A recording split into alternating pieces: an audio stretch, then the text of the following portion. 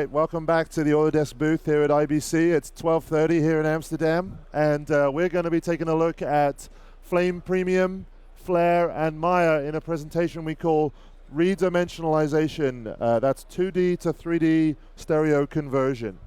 And you're going to really see the entire process from a mono timeline of shots through the steps and different disciplines that we use to produce essentially two pieces of media, a left eye and a right eye, that can then be used as a stereo for stereo viewing in multiple ways. So the task ahead of us really is to extract information from a 2D piece of video, essentially a plate, and figure out in various ways how to bring depth. Sometimes it can be simple, sometimes it can be complex, sometimes it can be very complex. We're going to use techniques such as displacement. We're going to use rotoscoping and tracking. We're going to take cameras and pass them along with their point clouds into the 3D environment to allow geometry to be built, both static and moving, that can come back to us in compositing for projection. So these are a bunch of techniques that we're going to look at. If we make our way over to the Flame Premium timeline here, I'd like to start by showing you a great example. This is a monoscopic master of a piece from the guys at Digital Pictures in Sydney, Australia. And you don't need your glasses yet. I'll tell you as and when you do during this presentation. But it's a really funny commercial for Foster's Pure Blonde. What's going on here?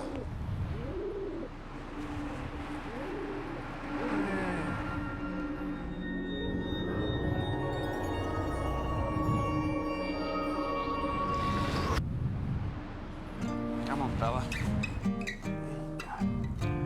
I'm sitting in a railway station, got a ticket for my destination. Hello, Mr. Dove. Hi, Mr. Dove. On a tour of one-night stands, my suitcase and guitar in hand. Every stop is neatly planned for a poet and a one-man band. Homeward bound, I wish I was homeward bound.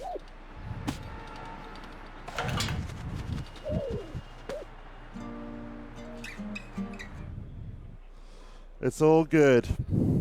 I just noticed that he's reading a book there called The Anatomy of Birds, right in the middle. That's kind of funny. Very cool. So really imagine this situation. That you're in the middle of a job or you're at the end of a job, whether it's short form, long form, whatever kind of content you're creating. And your client comes to you and says, we've got this great opportunity to put this on the head of a 3D movie. Can we make this from mono into stereo 3D? So you might be afraid of that.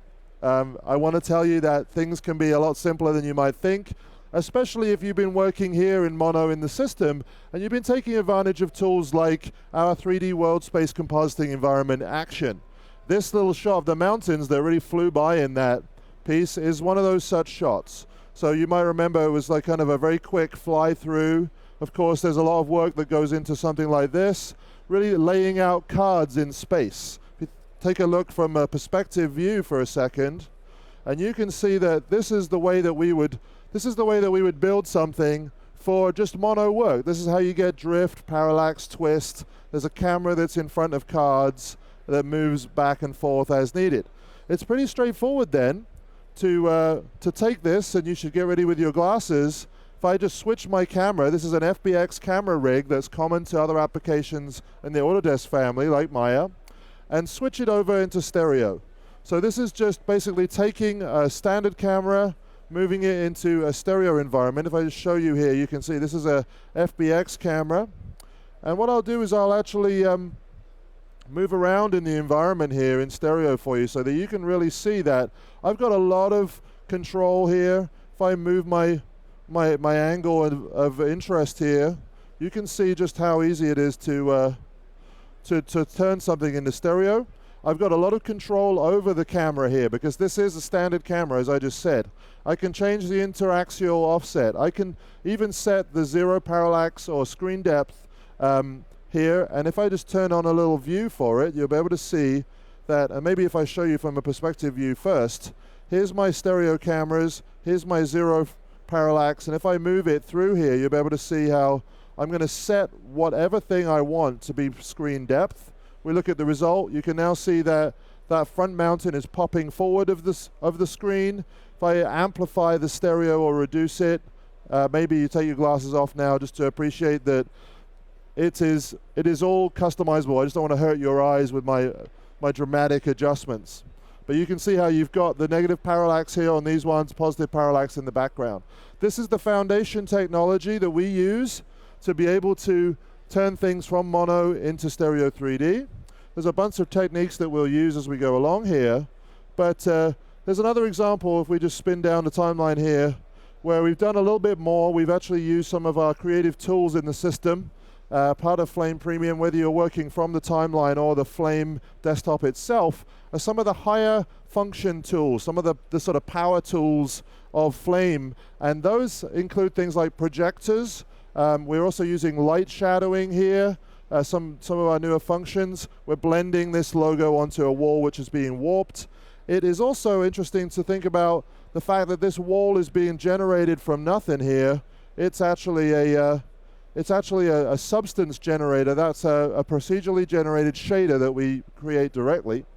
But being that we're talking about mono to stereo, this fly through here, you can see how it's working. You can see how the bird is separated from the wall, or you may be wondering how that works, and it really is separated in space. You can see, so you can see my bird standing out there from the wall, and if I go ahead and throw the switch like we just did for a stereo camera here, what I can do is I can get on the right hand side, you'll see the result view, the stereo view, so you can instantly see how we get a stereo effect. You would want to nuance it perhaps to get just the depth you want, but I just wanted to point out to you the way that if I take the bird layer here, which is a key incidentally, which we'll be doing here, what we'll do is we'll actually just move it back and forth in space, and you can really see how all of the sort of physical layout of your stereo is dealt for you when you're doing visual effects compositing. Well, what I mean by that is I can take this bird, I can pull it outwards, and it really does get more stereo. It jumps out towards the camera. If I take it back towards the wall, you can see the shadow closing in physically, and then of course if I take the bird all the way up to the wall and even through the wall, all of the stereo part of this all makes sense, because again, you're in front of a real-life virtual camera rig that represents reality in a normal way, right? So this is, again, this is just how we do it.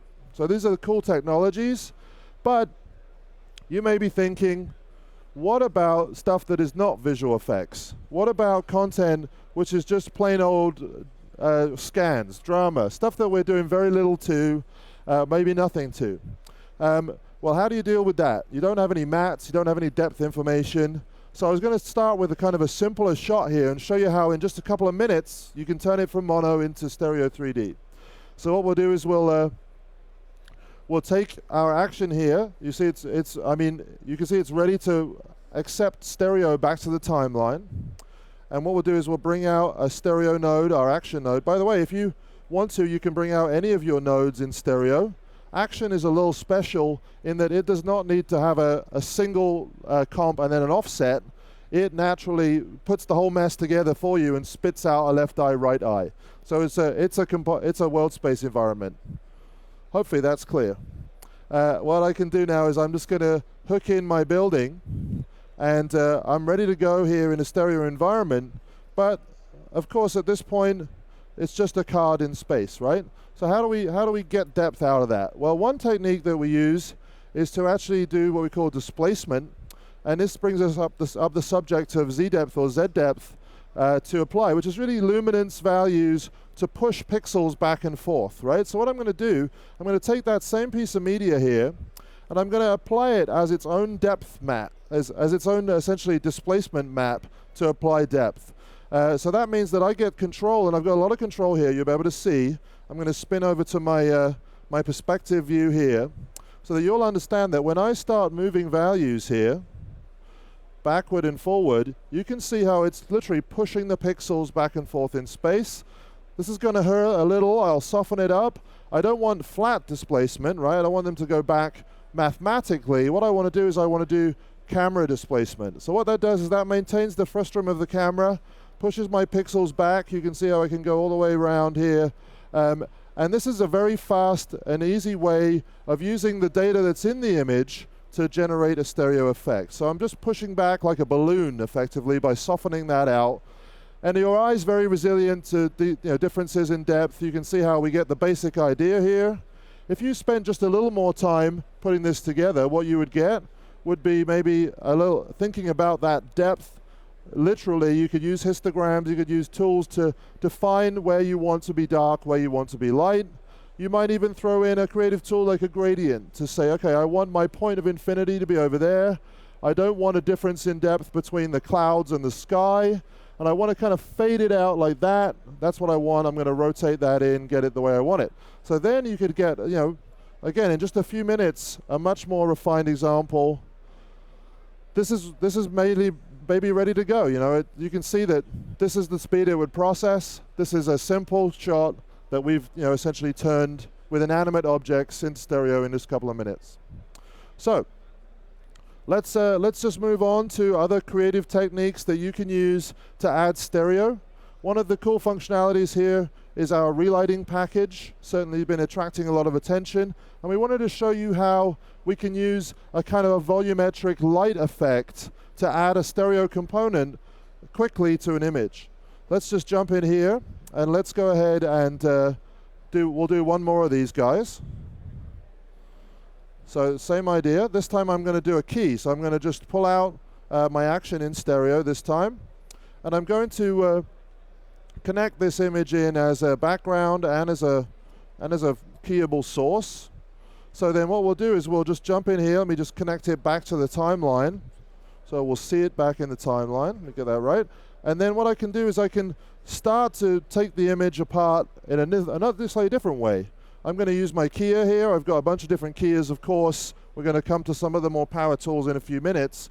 But right now I'm just going to use a luma key. So let's just see how this is going to work. I'm going to use that same kind of technique, picking light and dark areas, saying I want about that. I want the inverse of that, making a hole in my plate for light to shine through. This is effectively what we're doing here. If I just spin around here, you can see I put the background in so that you'll still be able to see the content. But what I want to do here is I want to then introduce some lights.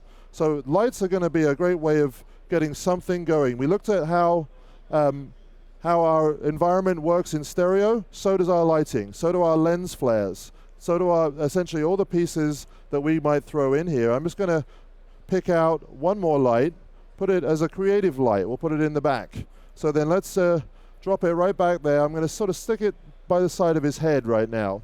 And then as I take my little palette of relighting, I'm going to drop in some light rays. So this is just a great way of getting something that could work. Let's just spread this guy out. And you can really see how you get this great effect. But because we're working in the 3D environment, if you look with and without your glasses on, what you should see is the way that you can see on the actual rays, especially if you kind of bring them. If you look at the ends of the rays, you can see that anaglyph separation happening on the ends of the rays coming out at you. By the way, if you need other stereo views, we have pretty much all of them. So we can work in a left-right view, we can work in a top-bottom view, we can output a dual output of full resolution to your projector on a full screen output. We could even use some of these extra utility pieces like a grid, so that you can start to see where your real stereo separation is. And of course we have good old anaglyph as a universal format for being able to see on the web, like the people watching in the area right now, or any environment. Let's step back here to our timeline. All the time I've been working within the context of a timeline here.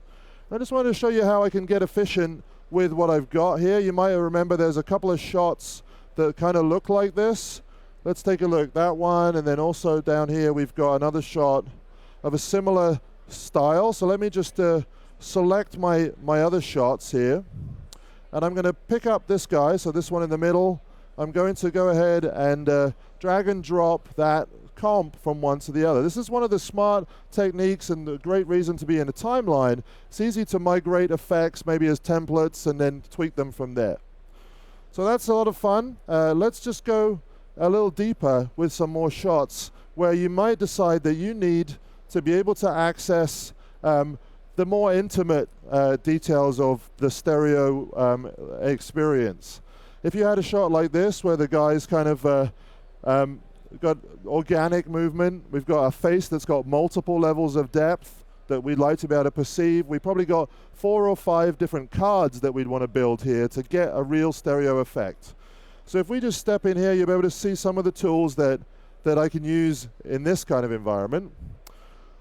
Let's just pull out a starting point here, and what I'll do is I'll show you how I would use a couple of different techniques to do this. We already looked at displacement.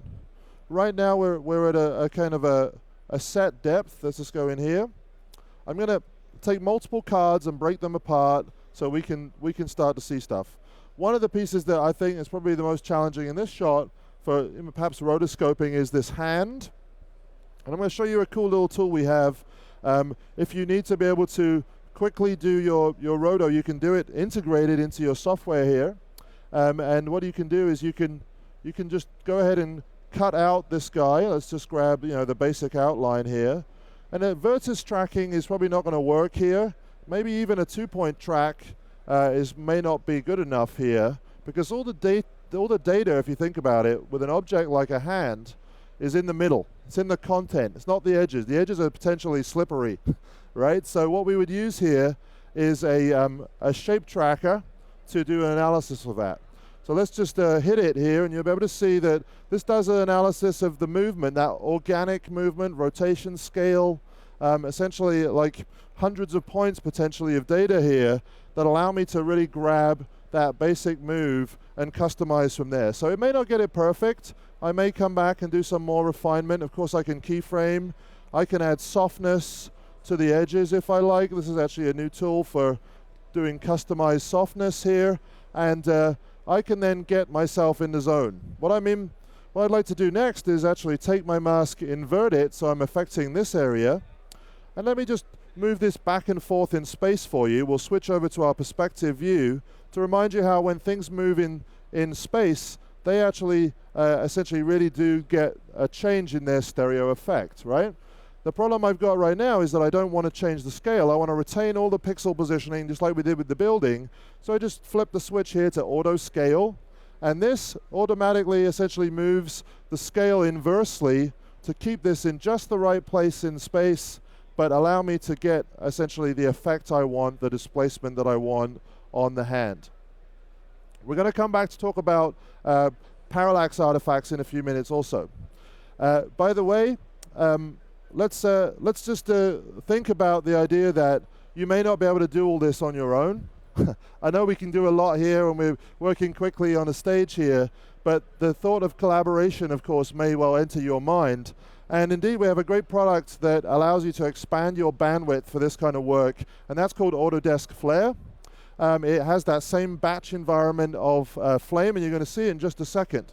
I think what I might want to do here is actually just convey my intent that we want to go to the lengths of dealing with essentially a displacement pass for this guy. So using our paint tools here, I'm just using shades of gray to define what I think we should do here on the head. So I'm going to just get a basic depth for his head and hair. I'm going to call out a different depth here for the guy's eyebrows, which are going to be one of the things that would sort of protrude, right? So we'll just get a bit of that.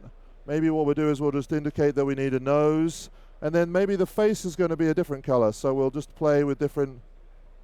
Actually, we're building out the layers of depth. We'll decide exactly what we want here for depth. We're gonna kind of cut in here on a mouth, and I don't have time to do the whole thing, so I'm going to essentially convey intent here. And let's just take this setup, or indeed the entire timeline, across to another workstation. My colleague Toba is in the back, actually working on a Flair system. And maybe you would just show the guys, Toba, how you can pick up my timeline from my library or my desk directly, and actually jump into the shot. So there's the shot in the timeline. And he can continue on from there if he wants. So what he's got is he's got like the original there, and he's got a bit of a work in progress that he could show you a little further on in this process, how by cutting out the cards and essentially dividing this into 3 or 4 layers, applying the displacement, what we would actually get to is something that looked a bit more like this. And maybe if you just turn the wireframe off or turn the icons off there, Toba, so we can see exactly how this could work and how stereo it really is. So it's a pretty cool deal, huh? So I will bring back those final to your timeline directly. Yep, that's great. Thank you so much. Yeah. Let's just jump into a couple of deeper examples still. You might actually need to collaborate with, for shots where you have more human movement. You go ahead and come back to me here. I can show you a couple of other shots that are kind of interesting to deal with. So in that dream sequence in that piece, we actually had a couple of kind of flying through shots here. This one is a little longer. You can see how this is a helicopter shot that comes through, lots of parallax, lots of depth. Wouldn't it be cool if we could essentially project our mono image onto the right depths? That's a good challenge. We're going to deal with that working with a 3D animation artist. And another shot with a kind of similar set of problems, but for a whole different reason, and that is this one. So imagine if you wanted to deal with something, one of those pesky humans that tends to be in movies and commercials. We could actually deal with the individual pieces of geometry for the cabinets, for the teapot, for all the different things that are in this, and generate essentially how far do you want to go? How much detail do you want? You'll be surprised at just how cool this can be. We're going to need an animated mesh for our human coming back to us. The foundation for this kind of work is a camera track and a point cloud. So let me just show you how we do that. We start essentially just with the video, and I'm going to use our analyzer. This is mono footage. So we'll go through here and we'll just trigger a track to catch the 3D motion in this shot. And what this is doing, if you're not familiar, it's a technique we use a lot for visual effects also, is capturing the movement of that camera virtually, rebuilding and moving our camera around a static set of points that represent the ground. So this is what you might call match move tracking or camera tracking, and it generates something that looks a bit like this. So you can see the points as they move.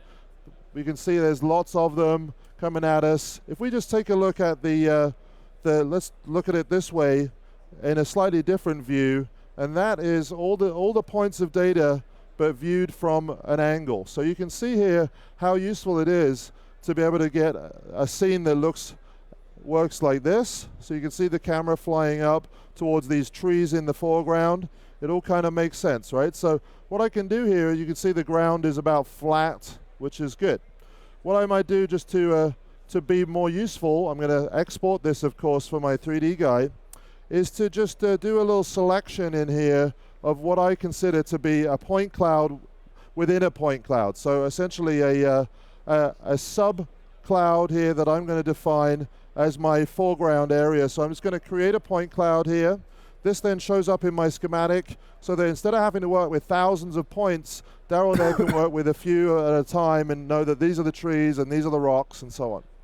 So we're gonna export that, but specifically the same technique here in another shot. Difference is that we need to use an isolation mat or a holdout mat to avoid the camera grabbing onto non-static items. So we're getting the profile of the room, the movement. So I would make those into FBXs, and Daryl's going to just give us a quick tour of how that works in Maya. Absolutely. So Thanks, what we man. have here, obviously, is that camera track that came across through the FBX file format. If I scrub through the plate here, you can see that we have a lot of locators. So when it came time to figure out how to dimensionalize this shot, I kind of looked at those locators and I thought, all right, well, they're obviously giving me a good bit of visual information about where that terrain is. How can I represent that with geometry quickly and easily? And the idea I came up with was to let a cloth solver basically drape over top of that all those points in space, those locators. The problem with this is cloth won't collide with points in space. It needs to collide with geometry. So the first thing I needed to do was go ahead and get some geometry in the location of all those, and that's really fast to do inside of Maya by just using the replace command. So if we jump into the hill locators, which Will's saved out for me as a separate group, we'll grab those guys. We'll add to our selection this sphere, which is just a low-res poly sphere in my scene, and I'll run the replace command. So we'll replace all those objects with those spheres, and that basically gives me something that I can let my cloth collide with. So we'll jump forward here to a setup that's got a piece of geometry in here that we want to turn into a cloth object. So we can go grab that, create the cloth from it, grab the object we want to collide with. In this case, it's those spheres that we just generated. Turn that into the collision object. And now if I play this back, what I end up getting is obviously some cloth that drops down, comes in there and collides with those spheres, and it basically goes through and generates a piece of geometry that I could use as that terrain.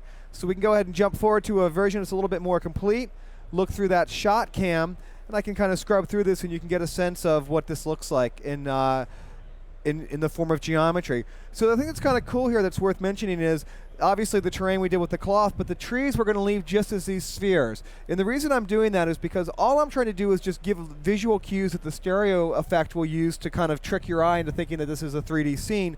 And to try to match those trees that are motion blurred and moving and make that in 3D, that would take me a long, long time, and it's really about getting these shots done out, actually doing these shots in front of you and getting them done quickly.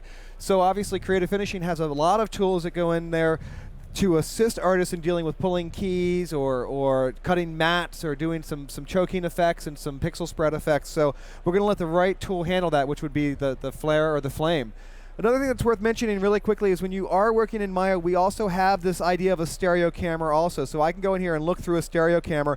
I'm just viewing this via anaglyph, but just like inside of Flame, we have the ability to do active displays as well as anaglyph displays. So we have a true stereo viewer here, which really assists you when you're trying to figure out how much information do I need to get in 3D to sell the effect before I send it off to the finishing guys. So the next shot that we want to look at is the kitchen shot. So we'll pull that guy up. So similar idea here, similar approach. We've got this kitchen. Let's go ahead and make sure we're viewing through that camera there. So we've got this kitchen, and obviously the track comes in. We have all these locator points, and I'm going to use those locator points to help me just start laying out basic geometry. The kind of thing that's nice about this shot is a lot of that geometry is cubes, right? So it's pretty easy to lay out. We've got a little chair. We've got some teapots and things like that. The thing that's difficult in this shot is the character, obviously. So let's go ahead and look at the kitchen really quickly. We'll bring up the, and I'm not showing this in stereo anymore, guys, so sorry about that if you were watching that with your glasses on. We'll bring up the kitchen. So I've got some geometry in here that I've just laid out. We can jump over to the Viewport 2.0 display version of that. And if we scrub through this, you can see just by getting a little bit of geometry in there, we'll be able to project that original plate onto that geometry, and that's going to give all that visual stereo cues right there because we actually have real geometry to work with. I have something up here that's like a little piece of geometry for the tree. Again, we'll let the matting tools and the keying tools pull that in post. So what's difficult about this shot is the human, and what we're going to do is use a couple of the advanced tools inside of Maya to assist us in getting this human moving quickly. This is a character that came from 3D Studio, or it actually ended up coming from 3D Studio Demo, and it was a model that was originally downloaded from TurboSquid, and I've just repurposed this for this example. When I want to pose a character in Maya, I'm going to turn him into a human IK system, and this is just a single-click rig in Maya that's a very sophisticated rig that lets me pose and block out animation easily. So the first thing we're going to do is just look at what that rig brings to the table. We'll bring up our tools for this guy. Let's pop that tab twice there. So when I'm working with this rig, if I grab this hand and I begin moving it around and position it in space, this is a simple IK chain, so it stops at the end of the body. At any given time, I could also pose this character using joint rotations or forward kinematics. The thing that's kind of cool about the human IK rig is it has the ability to extend the influence of the arm past the body part. So if we go into full body mode, everything's now stroked. That gives me a nice visual representation as to which joints can be influenced or keyed with my current selection. And notice the effect when I overextend that arm now. It transfers that energy all the way through the hierarchy, so it knows how to handle this in a very realistic manner because of this advanced algorithm that human IK solver has. So the final thing that I did for this shot is I made a puffy version of the character. So I just took that geometry and I moved it out based on its normal, and we'll add that back into our rigged character just with a blend shape. The idea here again is trying to just get something that's close. Close is good enough when you're trying to do stereo as far as getting the geometry into place, because the creative finishing tools, Flair and Flame and Smoke, have awesome keying tools and matte tools and roto tools, and he's going to be able to really get those edges lined up much quicker than I would if I tried to make geometry that matched perfectly every single frame. It'd be hard, and this is all about cranking these shots out quickly and using the power of the finishing box to do that. So this would go back over to the Flame, Flare, or Smoke through the FBX file format, and we'd be using a vertex cache to get that animated geometry in. Cool. That's really cool stuff, Daryl.